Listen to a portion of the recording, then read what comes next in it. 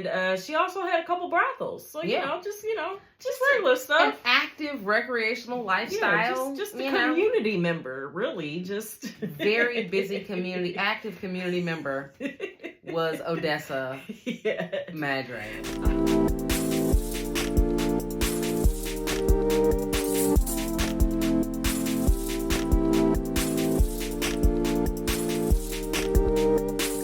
What up, though? Welcome to Woman Crush Every Day, when we discuss queer media, especially when it's black and especially when it's woman. I'm your host, Tang B, aka Sean B. Scribe. And I'm your host, Allison, aka Al Woo. And today we are going to talk about Odessa's Reign. Yes, you can find Odessa's Reign on Quelly TV. It is an app that we downloaded on our smart TV. And if you get the 7-day trial, you can just, boom, watch it right there. Or you can go ahead and purchase it and subscribe. Okay, this is a documentary by Robin Hamilton on Quelly TV. And it is about Odessa Marie Madre. And she was a mobster she was born in the early 1900s. She was doing her mobbing around the 30s and 40s. And she used to sell liquor by the shot, play the numbers, run the numbers. And she also had a couple brothels. So, just regular stuff. An active recreational lifestyle. Just a community member, really. Just very busy community, active community member was Odessa Madre. Not only was she doing all of this criminal activity, but she was very good at it. And she was making lots and lots of money. $100,000 a year, which in today's terms is like hella money. Yeah, I think it was this was the 20s and 30s, and Odessa actually died in 1990, which was really amazing. Just a really long life, born in 1907. Yeah. And almost been to 100 years. So Odessa's Reign. So the documentary pretty much just follows her life. It's very short, like a 28-minute documentary. So you don't get a whole lot, but they try to give you a little bit of something to kind of bring her back to life in a way. So let's kick it off with favorite moment. I think this documentary was, because it wasn't that long, it's less than a half hour, really just kind of getting to know Odessa as a character, not even as a character, but as a person, as an ancestor who was running things in DC, was pretty cool. And, I went to school in DC, so I think thinking about DC at this time and knowing the Black folk who were building this community and who were a part of making this just culturally rich space for Black folk in DC.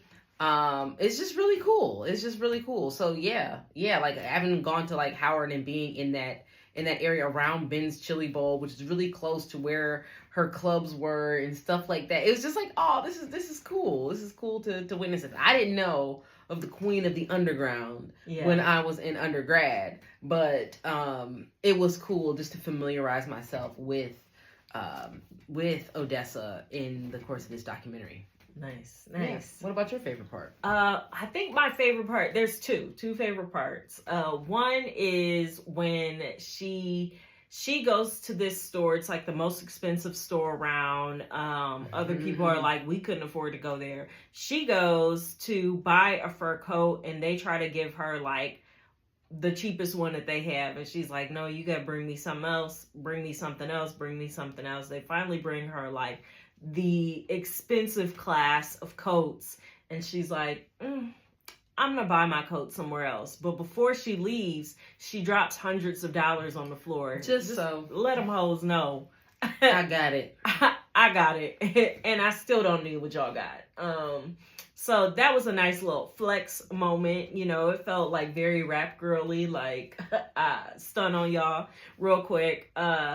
Another favorite moment, and it's kind of weird to have this as a favorite moment, but I think it just showed her personality. She went to one of the most prestigious high schools. She went to Dunbar High School, an elite school for students. And while she was there, she said pretty much the light-skinned chicks was hating on her, taunting her. And so when she decided to get her brothel going, she was running all the yellow girls, as she would call them. And it was just like, okay, yeah, I see you, get your revenge, you know? Like, show them, like, hey, if you didn't think I was worthwhile, what if I'm running your life? Oof. What am I worth then, you know? So it's a little toxic, very toxic, but also, you know, she was a boss. She was a boss in her own right, and she didn't care who had anything to say about it. Yeah, and I think, you know, when you kind of grow up being shamed for being dark skinned, for being more heavy set, you know, it's just like, yeah, that can, you know, it makes sense. Having a chip on your shoulder and saying, hey, but that doesn't mean like I have to live my life in some terrible lot. I'm going to make the most of my situation in terms of how, you know, she perceived what making the most of her situation looked like. And it did include a lot of flexing on everybody who said that, you know, she wasn't allowed to flex. So, boom. All right. Yeah. All right. Well, woman crush. We don't have very many women to. Yeah. This is all about Odessa. So, yeah. Flowers to Odessa. I also feel like you are the woman crush. If I don't make her the woman crush, she might punch me in the face. And that's what they said in the documentary, that Odessa was known to get with you, knock them out if she had to. Not just the women she was. I don't know. They didn't say that necessarily about the women she was with, because they didn't reveal a whole lot on like any serious romantic relationship she had, but just that she was living out and proud. But also like she rode with gangsters in the street, and they knew not to mess with her because she was gone. You know, Kapaya. That's what they called it. Back in the day. Kapaya. Okay. What could stay, what could go for you? I mean, you know, I wish that there was way more information about the life of Odessa in the course of this documentary. But I think everything that was there can stay. Everything that was there can stay. And I would love to add a little bit more, but it's difficult, you know, and it makes sense that it was difficult to find a lot of information on somebody who is the queen of the underground, is her nickname, you know? So it's like, you didn't have this big public profile, but the people knew about you. They knew about you. You were a myth, a legend, you know, but you really couldn't write books about all the numbers. you know, discretion is key. Is key in this industry. So it's unfortunate that when you do live this type of lifestyle, nobody gets to know about it. It's selfish, you know, and not like in a bad way, but in a bad way. All I'm trying to say is, you don't know a lot about folks because it was in an era, and also just the industry is like, you're not supposed to know much about it. They're pimping hoes, running numbers. And you just assume, liquor, you know, selling liquor, just assume all the things that happened in the middle. So, that's all I got. What about you? What could stay? What could go? For me, what can stay is she was really out and proud, living her, as they would say, homosexual lifestyle, in the time. And I just feel like that can always stay. That can always stay for me, is be who you are, love who you want to love, have sex with whomever is willing to like, and not whomever is willing to have sex. No, to consent. Willing in a positive way. Whoever's willing. Not in a desperate way, because I don't think she was having trouble finding that's them. That's between you and yours. You feel me? That ain't got nothing to do with that. You feel me? That's all your business. So don't listen to me. So that can stay.